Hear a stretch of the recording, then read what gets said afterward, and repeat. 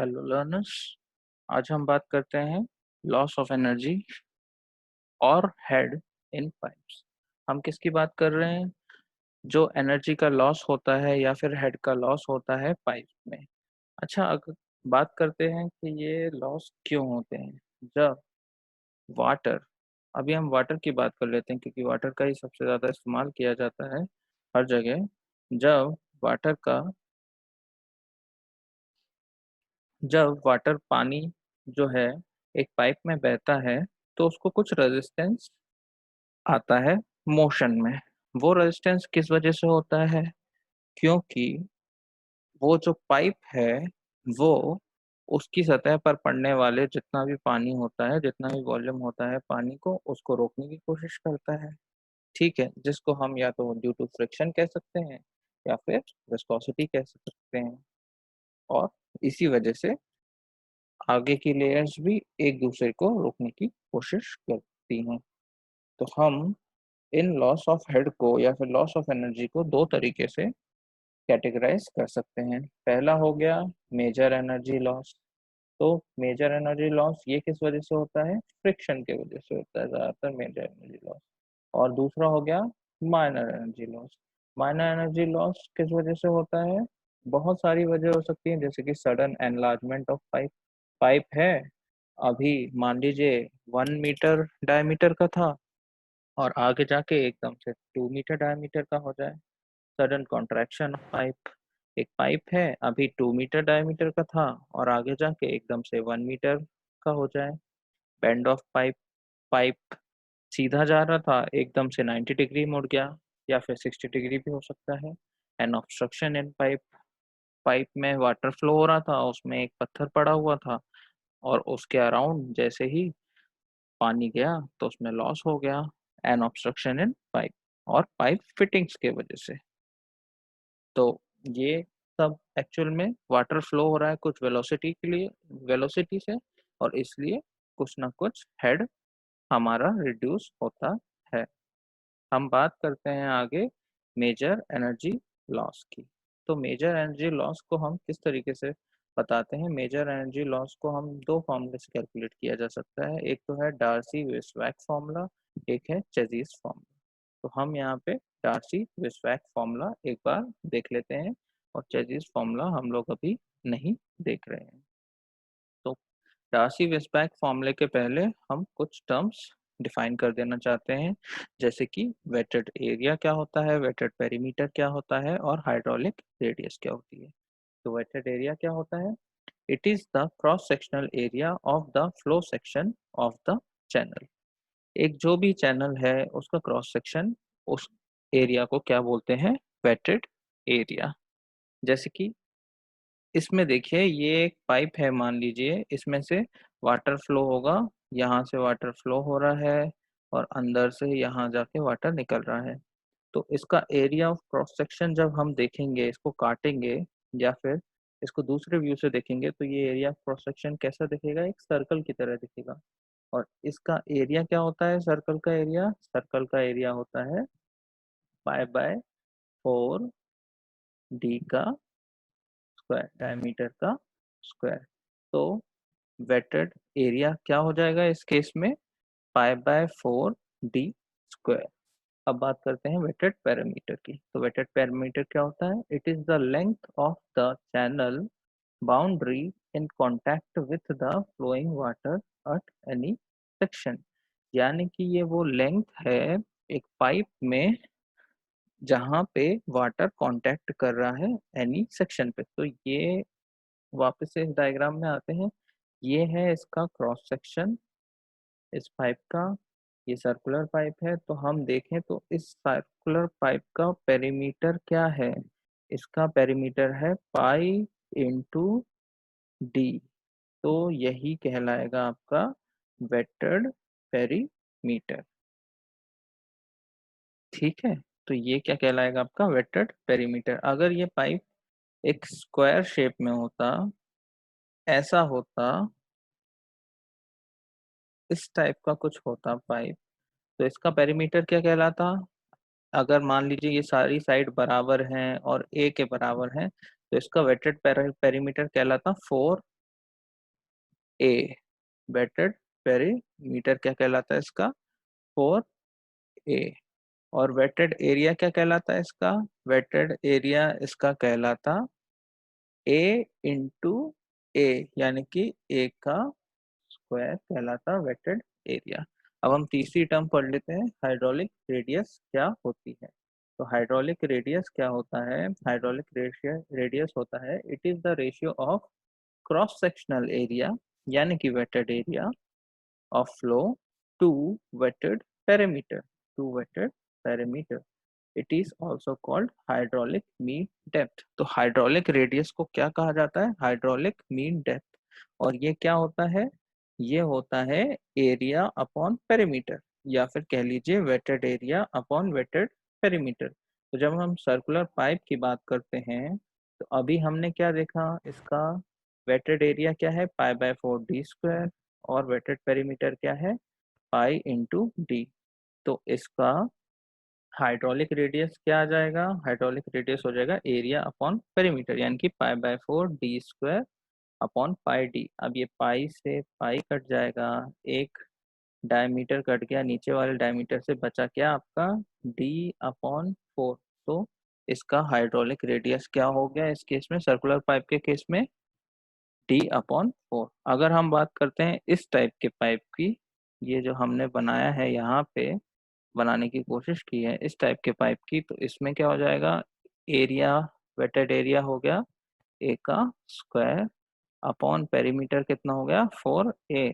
तो पेरीमीटर हो गया हमारा 4a। ए से कट गया हमारा a² एक बार, और आंसर क्या है हमारा? a upon 4। जरूरी नहीं है हर बार आंसर समथिंग अबाउट अपॉन 4 आए, लेकिन इस केस में हमारा आंसर आया है a/4, और उस केस में आया था d/4। तो सर्कुलर पाइप वाला मेन है याद रखने का, बाकी हम ऐसे इसको निकाल सकते हैं। इसका आंसर क्या है? d/4। ये डार्सी वेशबैक फॉर्मूले में हमारा काम आएगा। अब हम देख लेते हैं डार्सी वेशबैक फॉर्मूला। तो ये हम देख रहे हैं इसका derivation, loss of head due to friction in pipe flow, Darcy's equation. तो हम टर्बुलेंट फ्लो की बात कर लेते हैं, जो कि पाइप में से गुजर रहा है।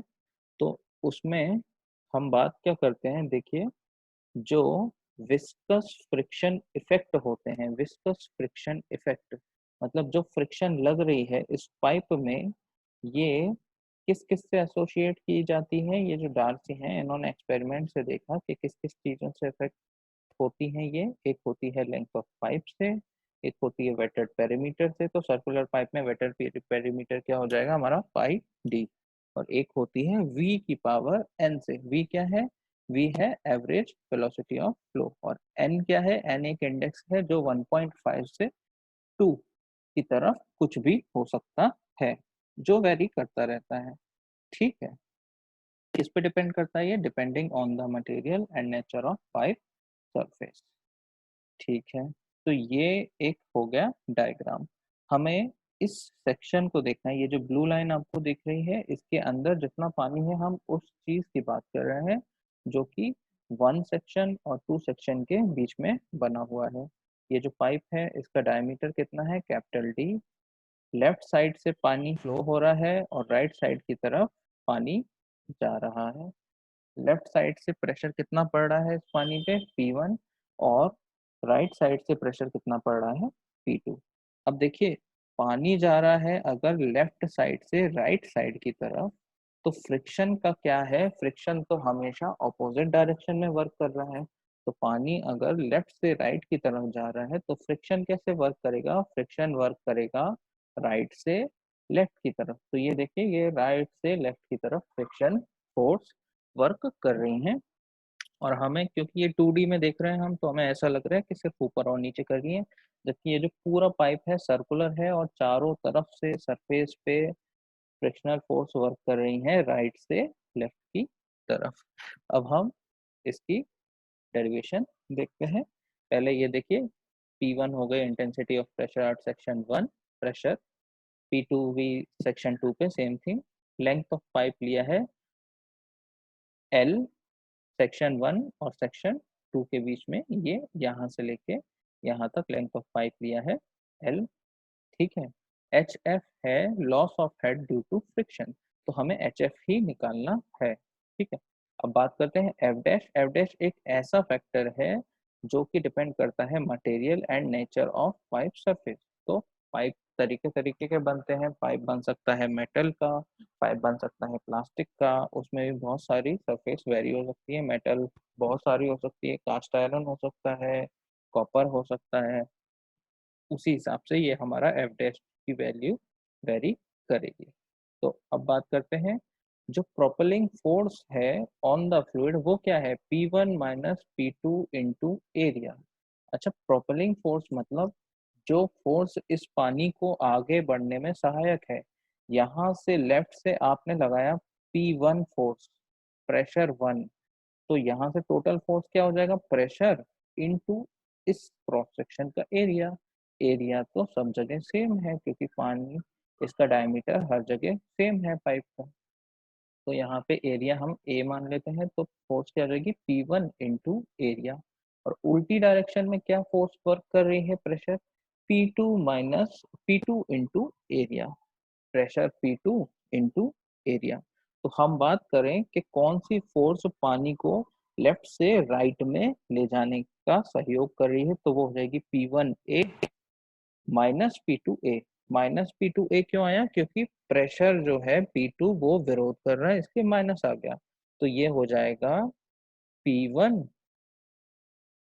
P1A minus P2A। ए कॉमन ले लेंगे तो यहाँ पे क्या आ जाएगा हमारा, यहाँ आ जाएगा P1 minus P2 into area. इस फोर्स की यूनिट क्या होगी, न्यूटन ही होगी। ए क्या है, area of cross section of the pipe. और फ्रिक्शनल रेजिस्टेंस इन्होंने निकाला कि ये हो गया F dash P L v square. देखिए ये लिखा है एल से कनेक्टेड है, पी से कनेक्टेड है, वी की पावर एन से कनेक्टेड है, तो इन्होंने वी स्क्वायर ले लिया इधर से कॉमर्शियल पाइप्स के लिए। तो ये हो गया फ्रिक्शनल रेजिस्टेंस फोर्स बराबर F dash P L v square. अब नेक्स्ट बात कर लेते हैं, अगर हम ये बात करें कि इक्विलिब्रियम कंडीशंस की अगर हम बात करें तो हमें पता चलेगा कि जो प्रोपेलिंग फोर्स है, जो फोर्स इसको लेफ्ट, पानी को लेफ्ट से राइट की तरफ लेके जा रही है, वो फोर्स राइट से लेफ्ट की तरफ पानी को जो रोक रही है उसके बराबर होगी। इक्विलिब्रियम कंडीशंस तो यही होती हैं कि जो चीज है वो यथास्थिति में बनी रहे, मतलब जैसी है वैसी बनी रहे। इसका मतलब लेफ्ट से राइट की तरफ चलने वाली फोर्स राइट से लेफ्ट की तरफ चलने वाली फोर्सेस के बराबर होंगी। तो लेफ्ट से राइट वाली फोर्सेस कौन सी हैं, P1 minus P2 into area. और रेजिस्टेंस फोर्स तो उल्टी होती हैं, वो बराबर हो जाएंगी इसी चीज के। फ्रिक्शनल रेजिस्टेंस फोर्स कितना है, F dash P L v square हो जाएगा, ठीक है। अब हमें क्या करना है, अब चीजों को लेफ्ट से राइट और राइट से लेफ्ट लेके जाना है। तो देखिए दोनों साइड को हम वेट डेंसिटी या फिर W से डिवाइड कर देते हैं। तो ये हमने डिवाइड कर दिया P1 minus P2 upon W, और इधर भी डिवाइड कर दिया W से, एफ डैश के नीचे लगा दिया W। अच्छा अब देखिए P1 minus P2 upon W, W यानी कि रो जी, इसको हम क्या लिख सकते हैं, इसको लिख सकते हैं हेड लॉस। मतलब वो लेंथ ऑफ पाइप में, वो जो लेंथ ऑफ पाइप था L, तो 1 से जब हम 2 की तरफ गए, 1 से जब हम 2 की तरफ गए पानी को लेके, तो हमारा head loss, pressure head loss कितना हुआ, P1 minus P2 upon rho G या फिर अपॉन W हुआ। तो इसको लिख दिया हमने हेड लॉस यानी कि एच एफ। और बाकी जो बची चीजें थी उसको किधर ले गए हम, राइट साइड। तो एरिया यहाँ पे इनटू में था, यहाँ गया तो डिवाइड में हो गया। एफ डैश अपॉन डब्लू पहले से था, वेटेड पेरीमीटर के नीचे लग दिया हमने वेटेड एरिया, और एल इंटू बी स्क्वायर, ठीक है। इतना हो गया। अब क्या करते हैं, अब देखिए, अब ऊपर 2G से इंटू कर दिया है यहाँ पे, और नीचे भी 2G से डिवाइड कर दिया, तो सेम चीज है, 2G से इंटू कर दिया, 2G से डिवाइड कर दिया। तो ये हो गया एच एफ बराबर 2 g f dash rho g into t by a into l v square upon 2g। अच्छा, इसको ब्रेकअप करते हैं, इस पूरे टर्म को एक साथ रख लेते हैं, तो ये रहा वो टर्म, ये देखिए ये रहा वो टर्म, और P बाय A को हम लिख सकते हैं m छोटा m। छोटा m क्या होता है? हाइड्रोलिक मीन डेप्थ, जो हमने सबसे पहली इस क्लास में 3 डेफिनेशन पढ़ी थी, उसमें से थर्ड वाली, हाइड्रोलिक मीन डेप्थ होता है छोटा m या फिर कैपिटल R, लेकिन हम इसको यहाँ पे छोटा m बोल रहे हैं अभी। तो वो होता है एरिया अपॉन पेरीमीटर। तो यहाँ पे हो गया एरिया अपॉन पेरीमीटर। तो पेरीमीटर को यहाँ से हटाते हुए नीचे ले आएंगे, तो ये एरिया अपॉन पेरीमीटर हो जाएगा, और इसकी जगह हमने लिख दिया छोटा m, और ये जो l था इसको लिख दिया यहाँ पे। अब ये देखिए ये जो चीज है वी स्क्वायर अपॉन 2g, ये एक तरीके से वेलोसिटी हेड बन गई है ना। तो इस वैल्यू को हमने, ये जो वैल्यू थी 2g f dash upon rho G या फिर 2g f dash upon w, इसको हम एक नए कांस्टेंट से रिप्लेस कर देते हैं जिसको हम बोलते हैं f। तो यहाँ लिख दिया एच एफ बराबर f l upon m, l upon m into v square upon 2g। तो हमारी एच एफ की वैल्यू यहाँ तक आ गई है। अगर हम बात करें सर्कुलर पाइप की, तो सर्कुलर पाइप में हाइड्रोलिक मीन डेप्थ यानी कि एम, तो क्या होती है? Area upon perimeter. ये अभी निकाला था हमने, ये होता है डी बाय 4। डी क्या है? Diameter of pipe. तो यहाँ पे ए बाय पी की वैल्यू रख देते हैं, तो एच एफ बराबर एफ इंटू एल, एम की जगह रख दिया d by 4, v square upon 2। इस 4 को यहाँ से नीचे से ऊपर चल जाएगा ये 4, तो क्या हो जाएगा? 4 f l v square upon में 2g d या फिर d इंटू 2g। तो इसी इक्वेशन को क्या बोलते हैं हम? इस इक्वेशन को बोलते हैं डार्सी वेस्टरबैक इक्वेशन। इसी इक्वेशन को कहा जाता है डार्सी वेस्टरबैक इक्वेशन। और जो ये f है, यहाँ पे f है, इस f को गौर से देख लीजिए, इस f को बोलते हैं डार्सीज कोफिशिएंट ऑफ फ्रिक्शन। इस f को क्या बोलते हैं? Darcy's coefficient of friction. या फिर एक काम कर सकते हैं, ये जो 4f है इसको हम f1 से रिप्लेस कर देते हैं, जैसे कि देखिए इस इक्वेशन में कर दिया है, इसको हम f1 से रिप्लेस कर देते हैं। और f1 क्या होगा? फ्रिक्शन फैक्टर, जहाँ पे f1 की वैल्यू 4f के बराबर होगी। ये बात ध्यान रखने को है कि f1 फ्रिक्शन फैक्टर है और f Darcy's coefficient of friction है। और ये वाला फॉर्मूला हमें ध्यान रखना है, एच एफ बराबर f L v square upon D 2g।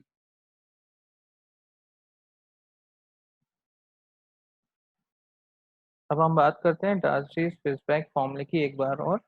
ये दो इक्वेशन थी हमारी याद करने के लिए, एच एफ बराबर 4 f l v square D upon 2g, और एच एफ बराबर f1 l v square D upon 2g। यहाँ पे हमें पता था एच एफ क्या है? Loss of head due to friction की वजह से।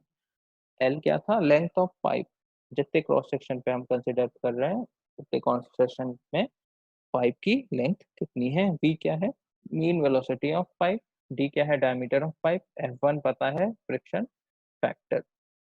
अब देखिए ये जो F है, F1 बराबर 4F होता है ना, F होता है कोफिशिएंट ऑफ फ्रिक्शन। ये काय पे डिपेंड करता है? ये डिपेंड करता है फंक्शन ऑफ रेनॉल्ड नंबर पे। तो F की वैल्यू क्या होती है? अगर रेनॉल्ड नंबर 4000 से 10⁶ तक रहेगा, तो F की वैल्यू होगी 0.0791 अपॉन रेनॉल्ड नंबर की पावर 1/4। और अगर रेनॉल्ड नंबर होगा 2000 से कम, तो इसकी वैल्यू होगी 16 अपॉन रेनॉल्ड नंबर। तो मतलब लैमिनर या फिर विस्कस फ्लो के लिए 16 अपॉन रेनॉल्ड नंबर, और अगर 4000 से ज़्यादा होगी यानी कि टर्बुलेंट फ्लो के लिए, तो वो होगा F बराबर 0.079 अपॉन रेनॉल्ड नंबर की पावर 1/4। ये दोनों वैल्यू हमको ध्यान रखनी पड़ेगी आगे के लिए, जब भी हम हेड लॉस निकालना चाहेंगे। Thank you.